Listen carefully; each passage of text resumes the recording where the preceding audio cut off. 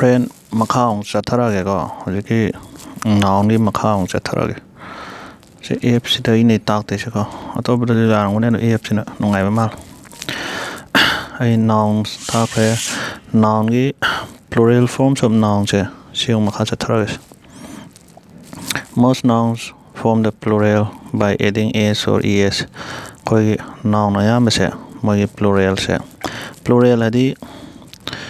plural hadi samna da he bought hai na he je ko he ani shogan da plural hoye koi ayam river mayam adu di plural adi singular ha kana single ni ko singular ha amma khatam hoye ba adu gine se plural ha plural ni sinabam sulai dana koi di he am nai ne ga da he am yami ne ma to be am yami ne to be ma kai da ado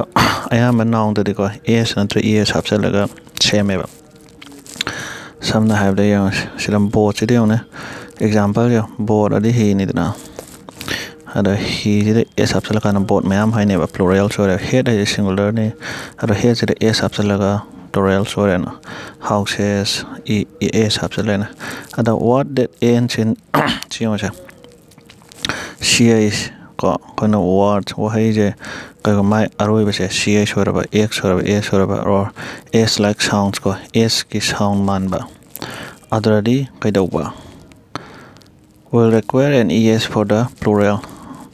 kono watch she is no loida with box gas bus case johnson haja sidadi es hapsalaga kai dau ba plural same as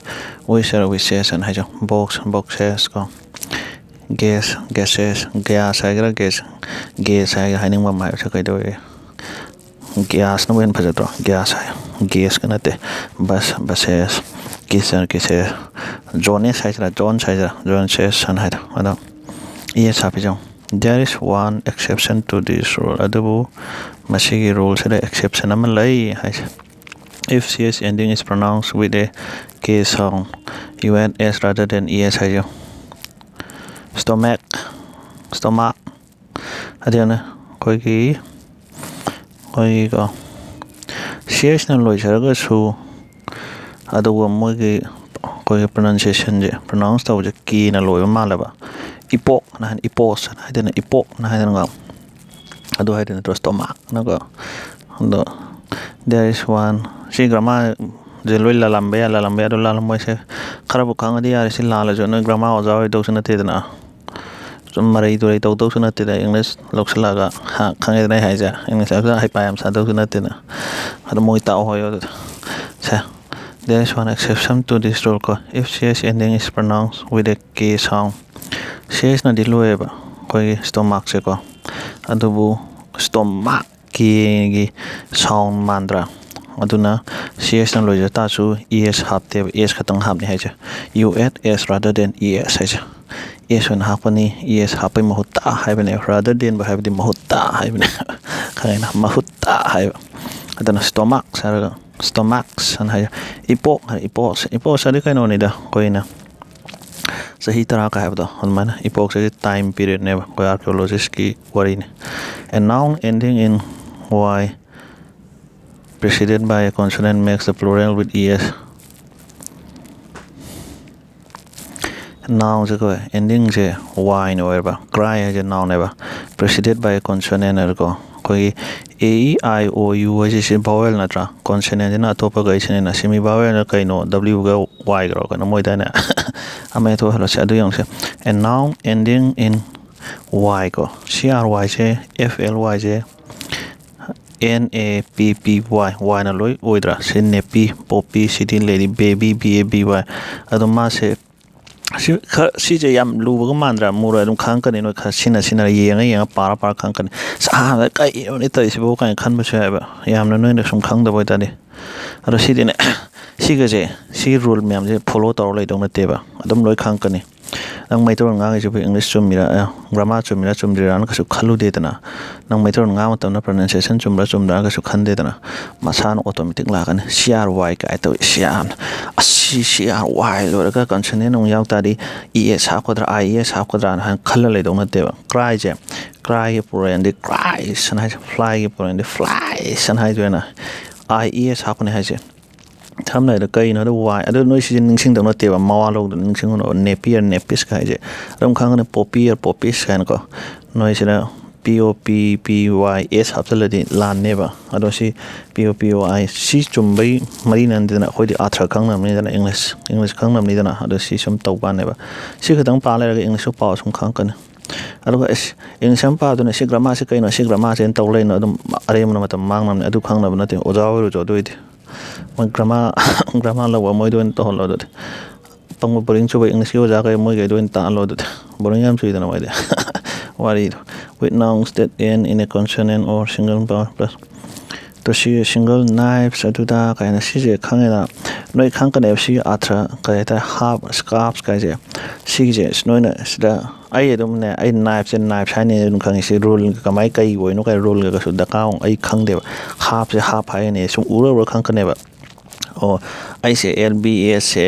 ꯑꯁ LFꯅ ꯑꯣꯏꯕꯩꯅꯤ noun that ends in a consonant single plus F voice change ꯁꯤꯒꯤ ꯔꯨꯜꯁꯦ ꯁꯤꯒꯤ rule ꯃꯌꯥꯝꯁꯦ ꯑꯩ ꯀꯩꯁꯨ ꯈꯪꯗꯦꯕ ꯁꯤ ꯃꯌꯥꯝꯁꯦ ꯈꯪꯗ꯭ꯔꯒꯁꯨ ꯑꯩ ꯅꯥꯏꯐꯇ ꯁꯤ ꯑꯣꯏꯅꯤꯁꯦ ꯑꯗꯨꯝ ꯈꯪꯉꯦꯕ ꯄꯥꯔ ꯁꯨꯝ ꯈꯪꯉꯦꯕ ꯅꯣꯏ ꯁꯨꯝ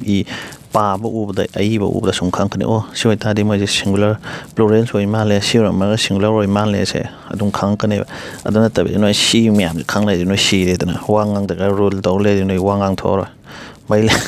ꯃꯩ ꯂꯦꯟꯗꯦꯕ ꯑꯩꯅ ꯍꯥꯏꯗꯤꯀꯣ ꯑꯗꯨꯒꯤ ꯋꯥꯔꯤꯅꯤꯁꯦ ꯐ꯭ꯔꯦꯟ ꯑꯩ ꯍꯥꯏꯁꯦ now he says and to see chips spoots ꯀꯥꯏꯅ ꯇꯧꯁꯦ ꯁꯨꯝꯕ ꯋꯥꯍꯩꯒꯁꯦ ꯀꯩꯁꯨ ꯅꯣꯏ ꯁꯤꯟꯅꯔꯣꯏꯗꯕꯅꯤ ꯍꯣꯏꯔꯣꯡ ꯀꯥꯏꯗꯕꯨ ꯁꯤꯟꯅꯧꯗꯣꯏꯅꯣ ꯑꯗꯨꯗꯣ ꯁꯤꯌꯣꯅꯦ some of the most common use are listed to irregular formation plural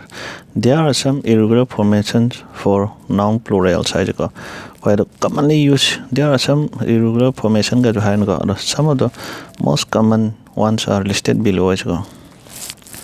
irregular formation ꯍꯥꯏꯕꯗ ꯑꯗꯣ ꯁꯤꯁꯦ ꯅꯣꯏ ꯑꯗꯨꯝ ꯎꯕꯗ ꯑꯗꯨꯝ ꯈꯪꯉꯧꯕ ꯁꯤ ꯑꯣꯏꯇꯥꯔꯗꯤ ꯋꯨꯃꯦꯟ ꯍꯥꯏꯇꯥꯔꯗꯤ ꯅꯨꯄꯤ ꯑꯃ ꯍꯥꯏꯅꯦꯕ ꯁꯤ ꯑꯣꯏꯇꯥꯔꯗꯤ ꯅꯨꯄꯤ ꯃꯌꯥꯝ ꯅꯨꯄꯥ ꯃꯌꯥꯝ ꯀꯣ child children ꯁꯤ ꯃꯌꯥꯝ ꯇꯤꯠ ꯇꯨꯠ ꯌꯥ ꯑꯃꯈꯛꯇꯪꯁꯦ ꯇꯨꯠ ꯍꯥꯏꯗꯅ ꯌꯥ ꯃꯌꯥꯝꯁꯤꯅ ꯇꯤꯠ ꯍꯥꯏꯕ ꯐꯨꯠ ꯐꯤꯠ ꯄꯥꯔꯁꯟ ꯄꯤꯄꯜ ꯀꯣ ꯂꯤꯞꯁ ꯑꯗꯩ ꯍꯥꯞ ꯁꯤ ꯃꯌꯥꯝꯁꯦ ꯁꯤꯅ irregular ꯑꯣꯏꯕꯅꯦꯕꯀꯣ ꯑꯗꯨ ꯑꯣꯏꯇꯥꯔꯁꯨ ꯃꯁꯤ ꯃꯌꯥꯝꯁꯦ ꯄꯣꯇꯦꯇꯣꯁ ꯀꯦꯛꯇꯥꯏ ꯀꯦꯛꯇꯁ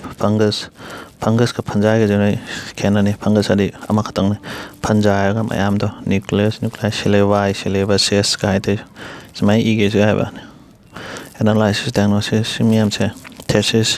ꯊꯦꯁꯤꯁ ꯀꯩꯅꯣꯀꯣ ꯁꯤꯁꯦ ꯁꯣꯏꯅꯕ ꯌꯥꯎꯕꯅꯤ ꯁꯤ ꯊꯦꯁꯤꯁ ꯀꯥꯏꯁ ꯋꯥꯔꯤꯅꯤ ꯀ꯭ꯔꯥꯏꯁꯤꯁ ꯅꯤꯃꯣꯅꯤꯌꯥ ꯐꯦꯅꯣꯃꯦꯅꯥ ꯀ꯭ꯔꯥꯏꯇꯦꯔꯤꯌꯥ ꯗꯇꯥ ꯍꯥꯏꯁꯦ ꯈꯪꯕ꯭ꯔꯥ ꯗꯇꯝꯒ ꯗꯇꯥꯒꯁꯨ ꯈꯪꯅ ꯑꯗꯣ ꯑꯗꯨꯝ ꯃꯦꯠꯇ ꯁꯤꯖꯤꯟꯅꯔꯁꯨ ꯌꯥꯏꯗ ꯗꯇꯥ ꯄꯤꯔꯛꯑꯣ ꯀꯥꯏ ꯍꯥꯏꯗꯣ ꯗꯇꯝꯅ ꯀꯩꯁꯨ ꯀꯅꯥ ꯍꯥꯏꯅꯗꯕꯅꯤ ꯑꯗꯣ ꯁꯤ ꯔꯨꯝ ꯃꯌꯥꯝꯁꯦ ꯈꯪꯗꯁꯨ ꯌꯥꯏꯕ ꯅꯣꯏ ꯑꯗꯨꯝ ꯌꯦꯡꯉꯨꯔ ꯈꯪꯉꯛꯀꯅꯤ ꯑꯗꯣ ꯐ꯭ꯔꯦꯟ ꯑꯩꯈꯣꯏꯗꯤ ꯁꯤꯁꯦ ꯑꯩꯕꯨ ꯋꯥ ꯍꯥꯏꯖꯧꯔꯗꯤꯀꯣ ꯒ꯭ꯔꯥꯃꯥꯒꯤ ꯑꯣꯖꯥ ꯑꯣꯏꯁꯤ ꯒ꯭ꯔꯥꯃꯥ ꯆꯨꯝꯃꯤ ꯆꯨꯝꯗꯦ ꯂꯥꯜꯂꯦꯅ ꯑꯗꯣ ꯍꯩꯄꯥ ꯁꯥꯅꯕ ꯅꯠꯇꯦꯕ ꯒ꯭ꯔꯥꯃꯥ ꯈꯪꯖꯩ ꯍꯥꯏꯁꯦ ꯏꯪꯂꯤꯁ ꯈꯪꯅꯕꯒꯤ ꯋꯥꯔꯤꯅꯤꯀꯣ ꯏꯪꯂꯤꯁ ꯈꯪꯅꯕꯗ ꯅꯣꯏ ꯒ꯭ꯔꯥꯃꯥ ꯀꯩꯗꯧꯋꯦꯗꯣ ꯅꯣꯏ ꯃꯩꯇꯩꯂꯣꯟ ꯈꯪꯕ꯭ꯔꯣ ꯃꯩꯇꯩꯂꯣꯟ ꯒ꯭ꯔꯥꯃꯥ ꯈꯪꯕ꯭ꯔꯣ ꯅꯣꯏꯀꯣ ꯈꯪꯕ꯭ꯔꯣ ꯅꯣꯏ ꯈꯪꯗꯦꯗꯅ ꯗꯔꯀꯥꯔꯁꯨ ꯑꯣꯏꯗꯦꯗꯅ ꯗꯔꯀꯥꯔ ꯑꯣꯏꯕ꯭ꯔꯣ ꯅꯣꯏ ꯑꯗꯨ ꯑꯣꯏꯇꯥꯔꯗꯤ ꯏꯪꯂꯤꯁ ꯑꯣꯖꯥ ꯑꯣꯏ ꯂꯩꯔꯣꯏꯗ꯭ꯔꯣ ꯀꯩꯗꯧꯗꯣꯏꯕ ꯑꯗꯨ ꯑꯣꯏꯔꯒ ꯑꯗꯨ ꯏꯪꯂꯤꯁ ꯈꯪꯖꯩ ꯍꯥꯏꯕꯅꯤ ꯑꯗꯣ ꯏꯪꯂꯤꯁ ꯈꯪꯒꯦꯗꯤ ꯃꯁꯤ ꯈꯔ ꯄꯥꯕꯤꯌꯨ ꯍꯥꯏꯕꯅꯤꯗ ꯐ꯭ꯔꯦꯟ ꯁꯤꯁꯦ ꯁꯤ ꯍꯧꯖꯤꯛ ꯅꯥꯎꯟꯁꯤꯗ ꯃꯌꯥꯝ ꯑꯃ ꯂꯩꯇ꯭ꯔꯥ ꯅꯣꯏ ꯁꯤ ꯌꯥꯝ ꯃꯥꯟꯅꯤ ꯁꯤ ꯑꯩꯅ ꯇꯥꯛꯄꯩ ꯀꯨꯏꯅ ꯆꯪꯕ ꯅꯁꯥꯅ ꯄꯥꯖ ꯇꯥꯔꯗꯤ ꯁꯤ ꯀꯨꯏꯔꯣꯏ ꯁꯝꯅ ꯍꯥꯏꯔꯕꯗ ꯁꯤ ꯅꯥꯎꯟ ꯖꯦꯟꯗꯔꯁꯦ ꯄꯥꯈ꯭ꯔꯦꯅ ꯈꯜꯂꯣꯕ ꯉꯁꯤꯗ ꯑꯃꯨꯛ ꯄꯥꯈ꯭ꯔꯦ ꯈꯜꯂꯣ ꯉꯁꯤꯗ ꯍꯟꯅ ꯄꯥꯅꯤꯡꯉꯔꯣꯏ ꯑꯩ ꯁꯤ ꯉꯁꯥꯏ ꯇꯥꯛꯈ꯭ꯔꯦꯅ ꯁꯤ ꯄ꯭ꯂꯨꯔꯦꯜ ꯐꯣꯔꯝ ꯁꯨꯝ ꯅꯥꯎꯟꯁꯤ ꯇꯥꯛꯈ꯭ꯔꯦ ꯍꯧꯖꯤꯛ ꯇꯥꯛꯑꯦꯗꯅ ꯁꯤ ꯂꯣꯏꯕ ꯂꯣꯏꯗ꯭ꯔꯤꯕ ꯈꯪꯗꯦꯀꯣ ꯂꯣꯏꯔꯒꯨꯝꯕꯅꯦ ꯁꯤ ꯃꯌꯥꯝ ꯂꯩꯁꯦ ꯁꯦꯚꯤꯡꯁ ꯑꯥꯗꯔ ꯏꯟꯀ꯭ꯂꯨꯗ ꯑꯗꯨꯗ ꯁꯦꯚꯤꯡꯁ ꯊꯦꯡꯁ ꯁ꯭ꯇꯦꯞꯁ ꯑꯗꯨꯗ ꯀꯥꯏꯅꯀꯣ ꯑꯗꯣ ꯁꯤ ꯃꯌꯥꯝꯁꯤ ꯂꯩꯔꯦꯅꯀꯣ ꯑꯗꯣ ꯁꯤꯁꯦ ꯅꯣꯏ ꯁꯤ ꯁꯨꯝ ꯌꯦꯡꯉꯣꯕ ꯃꯇꯝ ꯆꯪꯕ ꯌꯥꯏ ꯑꯗꯣ ꯁꯤꯁꯦ ꯇꯥꯛꯈ꯭ꯔꯦꯅ ꯈꯜꯂꯣꯅꯦ ꯁꯤ ꯁꯝꯅ ꯍꯥꯏꯔꯕꯗ ꯅꯥꯎꯟ ꯖꯦꯟꯗꯔꯁꯦ ꯑꯩꯅ ꯇꯥꯛꯈ꯭ꯔꯦ ꯃꯃꯥꯡ ꯆꯦꯞꯇꯔ ꯑꯃꯗ ꯂꯦꯁꯟ ꯑꯃꯗꯀꯣ ꯑꯗꯣ ꯁꯤꯗ ꯍꯌꯦꯡ ꯍꯪꯆꯤꯠ ꯂꯩꯔꯒꯅ ꯊꯥ ꯑꯃ ꯂꯩꯔꯒꯅ ꯑꯃꯨꯛꯀꯁꯨ ꯁꯤ ꯑꯃꯨꯛ ꯌꯦꯡꯉꯣꯕ ꯍꯟꯖꯟꯅ ꯌꯦꯡꯕꯗ ꯀꯩꯁꯨ ꯃꯥꯡꯖꯕ ꯂꯩꯇꯦꯗꯅꯀꯣ ꯐ꯭ꯔꯦꯟ ꯑꯃꯨꯛ ꯄꯥꯔ ꯈꯪꯅꯩ ꯑꯗꯨꯗꯤ ꯑꯔꯥꯟꯕꯅꯦꯕ ꯍꯟꯖꯟꯅ ꯌꯦꯡꯕꯗ ꯀꯩ ꯃꯥꯡꯖꯕ ꯂꯩꯒꯦꯅꯦ ꯁꯣꯔꯕꯨ ꯍꯟꯖꯟ ꯍꯣꯟꯗ ꯌꯥꯗꯦꯗꯅ ꯁꯤꯕꯨꯛꯇ ꯅꯣꯡ ꯆꯥꯔꯒ ꯄꯨꯟꯁꯤ ꯆꯨꯞꯄ ꯆꯥꯗ ꯌꯥꯗꯦꯗꯅꯀோ ꯈꯪꯉꯤꯕ ꯅꯠꯇ꯭ꯔꯥ ꯁꯤꯁꯦ ꯁꯤ ꯆꯥꯕꯕꯨꯛꯇ ꯅꯠꯇ꯭ꯔꯥ ꯅꯣꯡ ꯆꯥꯔ ꯄꯨꯟꯁꯤ ꯆꯨꯞꯄ ꯆꯥꯔꯣꯏꯒꯦꯗꯤ ꯌꯥꯗꯦꯗꯅ ꯍꯟꯖꯟ ꯌꯦꯡ ꯇꯥꯔꯦ ꯈꯪꯗ꯭ꯔꯤꯕꯣ ꯈꯔ ꯂꯩꯔꯣꯏ ꯗꯔꯀꯥꯔ ꯂꯩꯔꯣꯏ ꯑꯗꯨꯀꯥꯟꯗꯅꯦ ꯇꯣꯛꯇꯣꯏꯁꯦ ꯗꯔꯀꯥꯔ ꯂꯩꯇꯦ ꯑꯩ ꯍꯧꯖꯤꯛ ꯒ꯭ꯔꯃꯥꯔ ꯄꯥꯕꯒꯤ ꯗꯔꯀꯥꯔ ꯂꯩꯕ꯭ꯔꯥ ꯂꯩꯇꯦ ꯑꯩ ꯒ꯭ꯔꯃꯥꯔ ꯈꯪꯕ꯭ꯔꯥ ꯈꯪꯗꯦ ꯑꯗꯨ ꯗꯔꯀꯥꯔ ꯑꯣꯏꯕ꯭ꯔꯥ ꯑꯣꯏꯗꯦ ꯑꯗꯣ ꯌꯥꯔꯕꯅꯦ ꯑꯗꯨꯅꯅꯦ ꯑꯩ ꯐꯔꯦ ꯍꯧꯖꯤꯛꯀꯤꯗꯣ ꯑꯃꯨꯛ ꯌꯦꯡꯕꯤꯔꯣꯀꯣ ꯍꯧꯖꯤꯛꯀꯤ ꯀꯩꯅꯣꯗꯣ ꯑꯩ ꯌꯥꯝ ꯇꯥꯛꯇꯣꯏꯁꯦ ꯀꯩꯅꯣꯗ ꯑꯩꯅ ꯂꯣꯏ ꯅꯣꯏ ꯀꯩꯁꯨ ꯈꯪꯉꯣꯏꯕ ꯅꯁꯥꯅ ꯏꯁꯥꯅ ꯇꯧꯖꯗ꯭ꯔꯒꯗꯤꯀꯣ ꯑꯗ ꯏꯪꯂꯤꯁꯁꯤ ꯅꯣꯏꯅ ꯁꯨꯝ ꯈꯪꯒꯦꯗꯤꯀꯣ ꯁꯤꯒꯤ ꯄ꯭ꯔꯖꯦꯟ ꯇꯦꯟꯁ ꯐ꯭ꯌꯨꯆꯔ ꯇꯦꯟꯁ ꯑꯗꯒꯤ ꯀꯩ ꯄꯥꯁ ꯇꯦꯟꯁꯁꯦ ꯃꯁꯤꯁꯨ ꯌꯥꯝ ꯈꯪꯕꯤꯌꯨ ꯁꯤ ꯀ꯭ꯋꯥꯟꯇꯤꯐꯥꯏꯌꯔ ꯑꯦꯗꯚꯥꯔꯕꯁ ꯀꯣ ꯁꯝꯅ ꯍꯥꯏꯔꯕꯗ ꯁꯤ ꯄ꯭ꯔꯖꯦꯟ ꯇꯦꯟꯁ ꯑꯩꯈꯣꯏ ꯑꯌꯥꯝꯕꯅꯅꯦ